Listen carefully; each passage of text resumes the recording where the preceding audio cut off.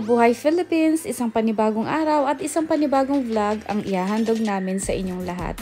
This is your Pinoy Venture at ngayon tayo ay babiyahe from Cagayan Valley back to Manila. So umalis kami sa Cagayan Valley guys, madilim pa, hindi pa sumisikat ang araw and dumating kami dito sa Ilocos mga tanghali na. Mga around 12, going to 1 o'clock na ito. Sa bungad ng Ilocos Norte. Nasa Ilocos Norte. Kalalampas lang namin ng Claveria, Cagayan Valley. Diyan sa side na yun guys, Cagayan Valley, and we're entering now Ilocos Norte. So ito yung boundary ng Cagayan Valley, ayan. Tapos andito, anong tawag dito sa ocean na to? Hindi ko alam. Yan. Stop over muna kami guys para sa picture-picture. Gusto mo? Hello there! Hello there, Makmak! O, yan. Nag-picture mo. Basta kayo dyan? O, yan. Stop over lang.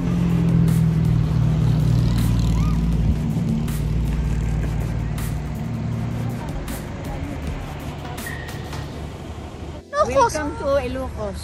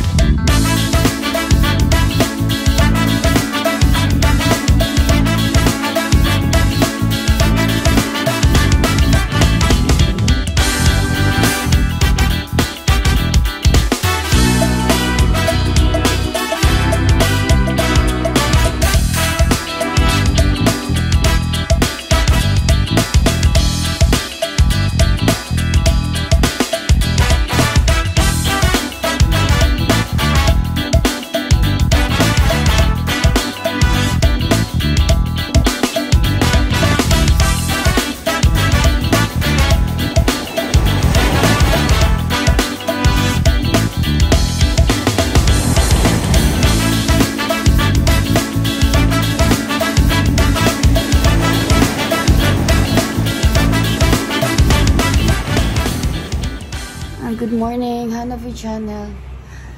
Nag-overnight kami dito sa Pangasinan after 18 hours na pagdadrive from Cagayan Valley sa Tuaw East, to be exact. Going to Manila. Ngayon, nandito kami sa Pangasinan para lang mag-overnight. And then mamaya, kukontinue namin ang aming pag-travel to Manila. So, ayun na nga. Mag-isa akong nag-drive from Tuaw East, Cagayan Valley. 18 hours yan guys. Of course, may kasamang stopover. Lahat kasi ng mga magagandang view na nadaanan namin, talagang binababaan namin. Actually, this is not my first time na bumiyahe by car from Manila to Cagayan Valley. Pero ngayon ko lang talaga siya na... Ngayon lang ako nag-vlog ng aking travel adventure from Cagayan Valley to Manila. Manila to Cagayan Valley. So, ayan guys. Kasama ko yung kapatid ko, panganay kong kapatid, si Ate Evelyn. Ang pangalawa niyang anak na si Landmark, nanay ko. And meron kaming small 2-year-old na kid na kasama din namin yung pamangkin ko. So, we are 4 adults together and 2 children. So, ayan. Meron dito sila sa kabilang room. Kita-kita ulit tayo mamaya sa aking pagpapatuloy na pag-drive papuntang Manila. Ayan. Medyo nakakalito mag-vlog Kasi, halo-halo yung salita ko dito. Tagalog, English, German, tapos Ilocano. Ayan. Nakakalito na, guys. So, just enjoy. Yung mga hindi pa nakakapag-subscribe, subscribe please. So, mamaya, bibisitahin natin sila nanay sa kabilang room. Sila sa kabilang room. So, kagabi kasi talagang plan ko ay plan to talaga mag-drive na kahit 4 hours pa from here to Manila. Itutuloy ko na sana, kaya lang naawa naman ako dun sa mga kasama ko. Lalo na yung 2 years old na baby na kasama namin, pamangkin ko. So, apo ko na nga pala.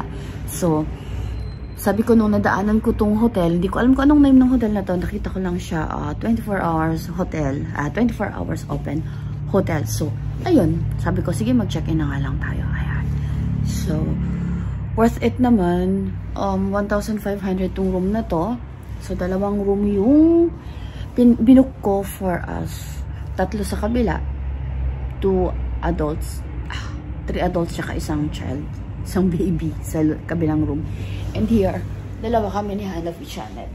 Actually, yung bed, itong queen size bed na to, it's not queen size, it's double bed lang naman. Actually, enough na to for us, for Johanna and me. Kaya lang, binigyan kami ng free bed, separate bed, ayun. Doon na lang siya. Mas gusto naman kasi dyan ni Hannah V. Channel matulog na sa lapag. So, ayun. Bye for now, guys. See you later. Idlip lang muna ako saglit. The breakfast will be mamaya 9 o'clock. So, I still have 2 hours to sleep. So, see you later. Johanna, can you help me, please? You open the window, the door. Okay. Open it. Sensya na. Okay lang po. Dito 2. Ate, dito lahat kakain. Ano to? Okay po, no problem. Saan kayo naligaw? Hello, girls. Hello, kapitbahay. Kapitbahay, hello. Ang ganda-ganda naman ang terrace nyo.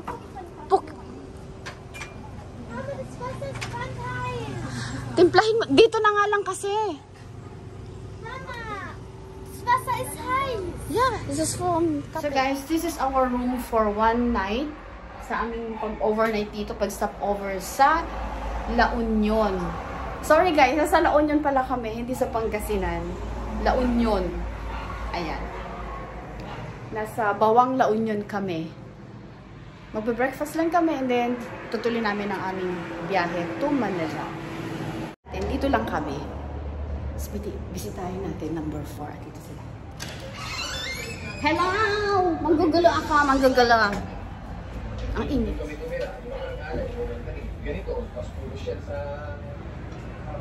So, pakita ko yung room nila. Nag-aalmusal din sila, oh. So, good morning! Ang breakfast nyo. Good morning. Breakfast talaga, oh. Room naman, ganyan din. The same room, the same bed. Tsaka yan. Yan. Oh. Kain. Yan ang breakfast namin. Sarap pa. Nanay, yung kape mo, ayaw mo ba magkape? Kay ate na lang. Naminig ako ba nagkape ako? Gatas na niya. Isang sweet. Hoy!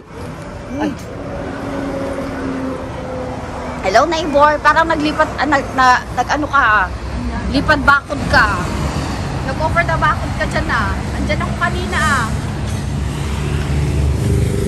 Hindi naman dyan mahulog si Amber. Ang liit-liit po. Hindi pwede yan lumisip dyan. Hindi yung bakod.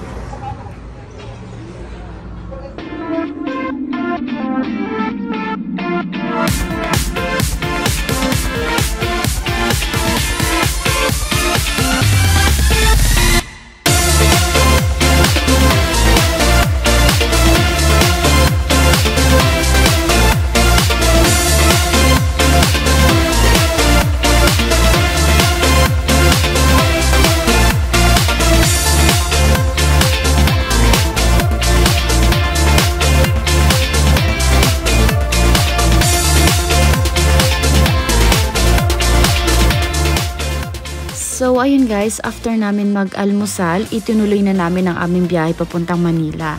And since madadaan na namin ang Angeles, Pampanga, naisipan namin na daanan ng pinsan namin na si Kuya Joseph. So, dito nga kami dinala ni Kuya Joseph dito sa isang Korean restaurant dito sa Angeles, Pampanga. Ayan, ang saya-saya na naman ni Hanavi kasi nagkita ulit sila ni Jade. Yan ang aking pamangkin sa pinsan. At ayan si Amber.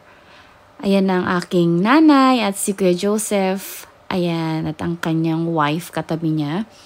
Ito ang aming lunch. Ayan, Korean kami ngayon. Korean style ang aming lunch. After namin kumain dito guys, umikot-ikot pa kami sa Clark. Abangan nyo ang next vlog ko. Meron akong short vlog about sa aming short visit sa Clark. So, i-fast forward na natin guys. Andito na kami sa Manila. Medyo ginabi na kami ng uwi. Pero masaya naman yung travel namin. Worth it. Inabot kami ng 2 days from Cagayan Valley to Manila. Kasi nga ang dami naming stopover, tsaka lahat ng magaganda talagang view ay aming binababaan. So eto, kulitan naman ng mga magpipinsan. Ayan, si Axel, si Ayla, tsaka si Johanna ang aking anak. So talagang gusto nilang sulitin yung mga natitirang araw namin dito sa Manila bago kami bumalik ng Germany.